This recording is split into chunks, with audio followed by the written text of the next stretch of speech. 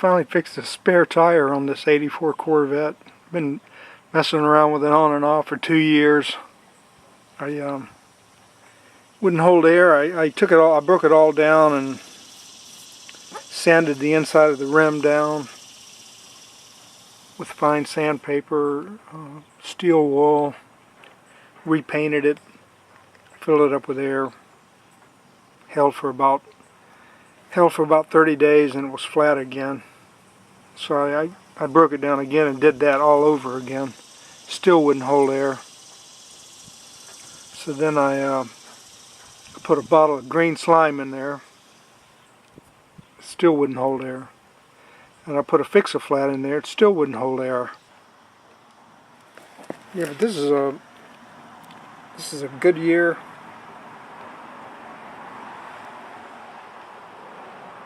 T155 ADD16.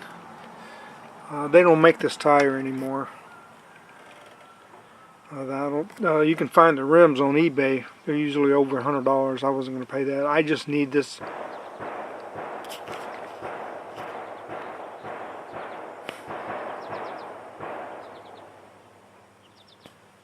I just need this spare tire to get me a couple of 2-3 miles down the road at about 30.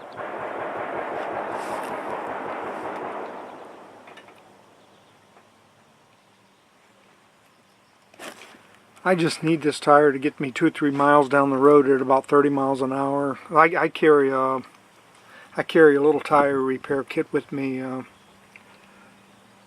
to fix flat tires with a little air compressor that I have. So.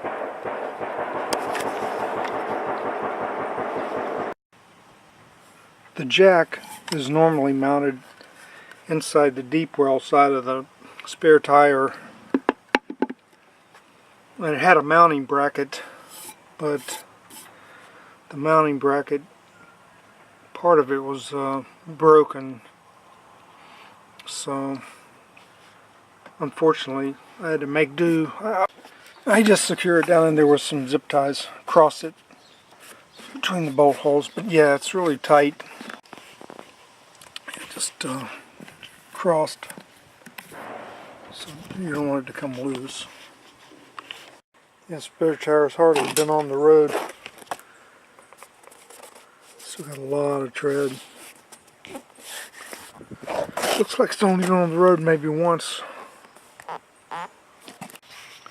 The tire iron for the jack is mounted up by the radiator in the front and the engine compartment. It's held in by a spring.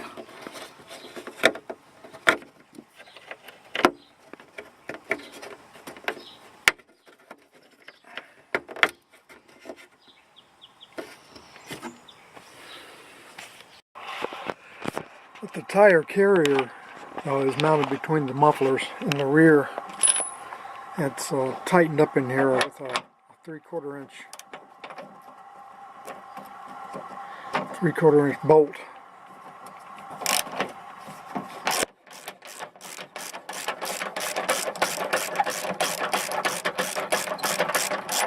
Once you get it loose to a point, you just push the carrier up, and it's got a little rides right up in a groove.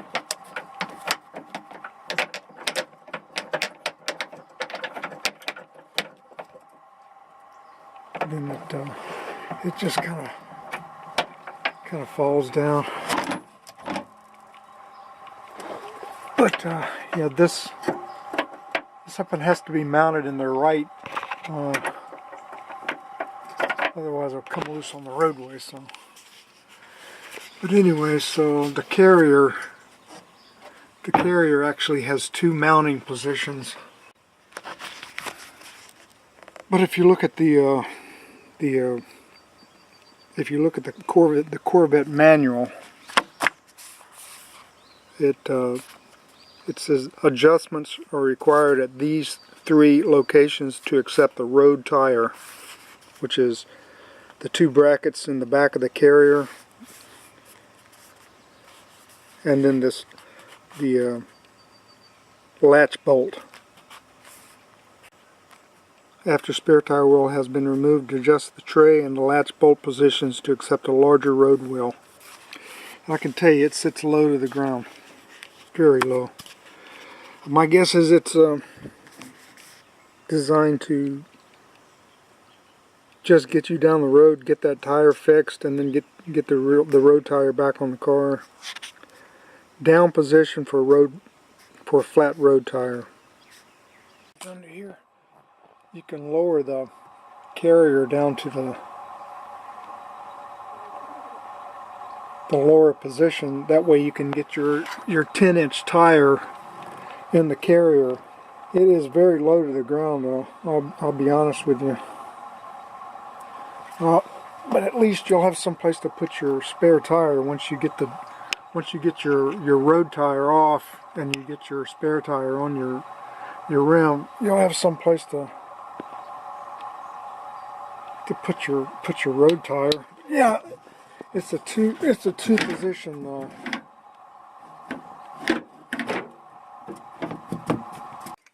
This has a little bracket that mounts in a groove.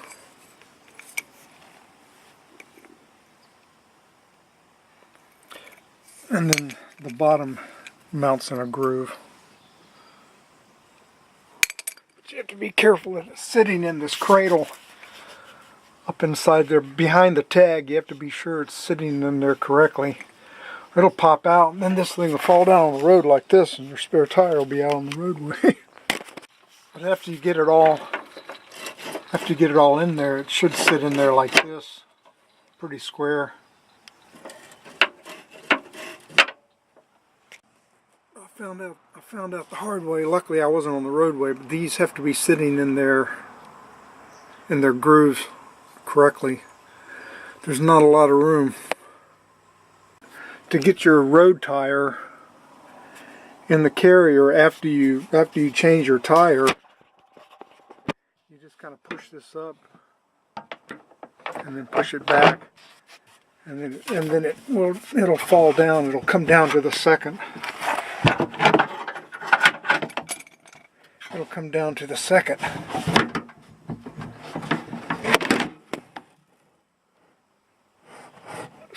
section there in order to, then there's more than enough room in here to hold the spare tire, hold your 10-inch rim.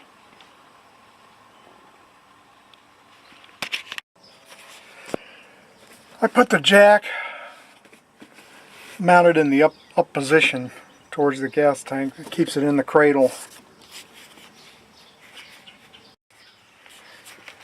But to get it back up in the carrier,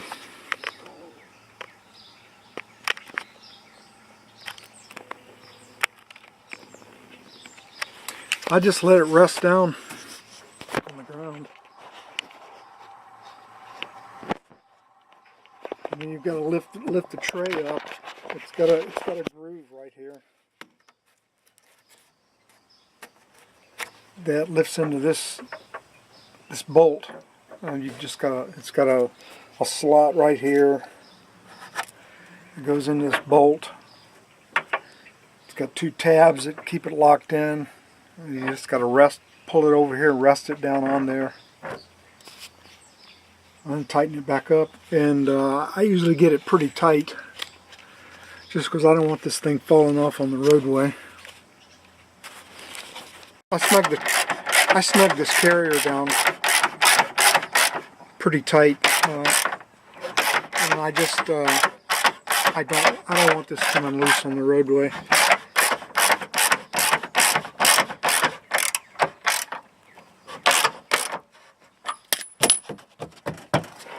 And after I get everything in there, I go back and check these brackets to make sure they're resting in the cradles the way they're supposed to be.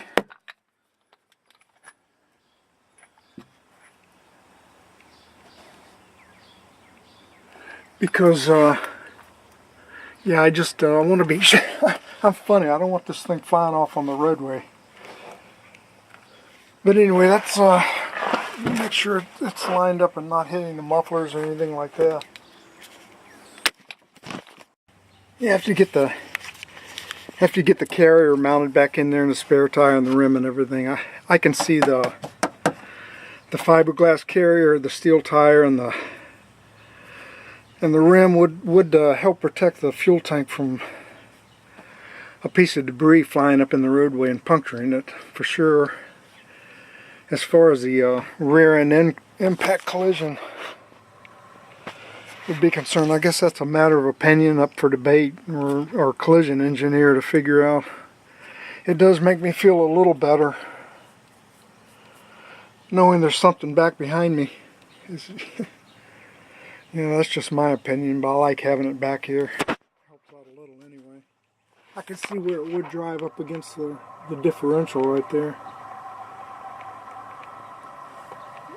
That might help a little bit with the gas tank.